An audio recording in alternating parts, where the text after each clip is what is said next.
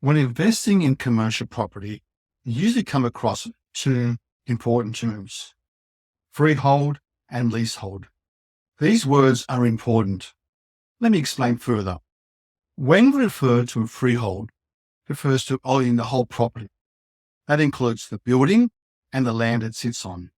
The owner of the property can make changes to the property as long as they follow the local government rules and regulations. The best part of it, your ownership doesn't end after the time. You can rent out the property to get a rental income or run a business from it. Examples of how freeholds can work for you include the following situations which have worked for our clients. 1, you can knock the whole building down and rebuild again, as you refurbish it totally. 2, finding a new type of high-paid tenant to increase the rental income and ultimately improve capital value. This can be done through refurbishing, rebranding, repositioning. 3, running a business from the property and then on selling it to a business person to provide an excellent passive income as it becomes an investment. For example, you may be deciding between a leasehold and a freehold to run your business.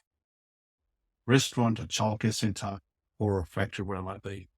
So what you can do, either take a lease on the property and run the business from there, which is obviously restricted the lease term you've got, or you can either buy the property, run the business from there, and then when it comes to retirement or moving on or change of business or whatever you want to do, you can then on-sell the business to a new person, a leasehold, and then have an income coming in.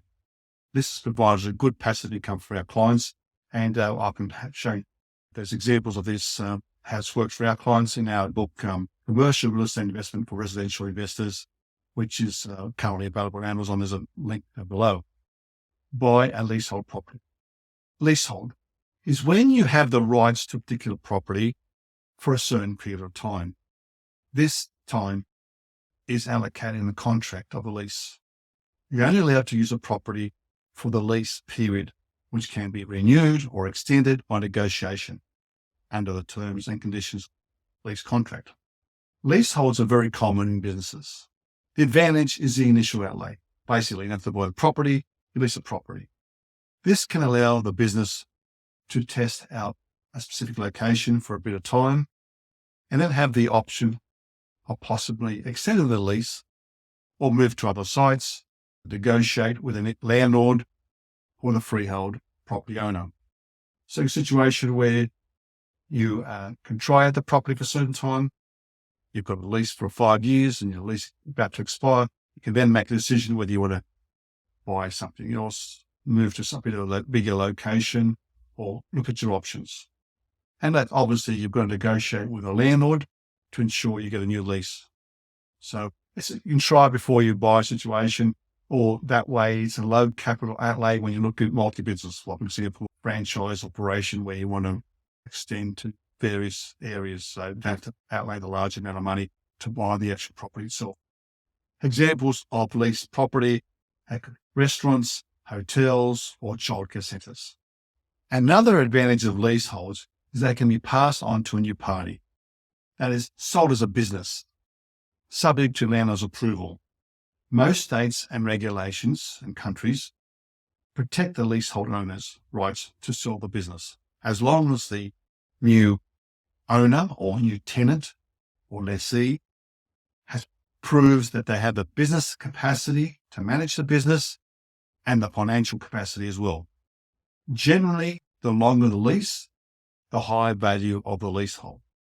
For example, you may have a restaurant, which say it's those types of restaurants are selling for 2-to-1, which means that the net income may be $100,000 a year and the selling price is $200,000 for a 5-year lease. Now, if it was an 8-year lease or longer, it may sell for 3-to-1 because it has a longer time to recoup the initial outlay and make a profit the remainder of the lease. And again, if they take a very long lease, is a 10-year lease, they can build up the business over 2-3 years and have enough period in the lease to on-sell the business to another person. Even though the leaseholds can be transferred by different people or leases over a period of time, the actual lease remains on the title of the property, whoever owns the freehold property. This is meant to protect the tenant and the landlord. For example, you can on-sell a business 2 or 3 times, or maybe more, in the same lease period because it's on the title. On the other hand, the landlord decides to sell the building and a new owner comes up. A new owner has to stick to the lease which is currently on the title of the property. So there are examples of how leaseholds and freeholds can, there are advantages and disadvantages in both. And if you want to have any comments or discuss this further with me, suggestions of what would be better for your situation, or how you can run your business from a freehold property, as we've done with other clients, how it could provide a good nest egg for you in the future.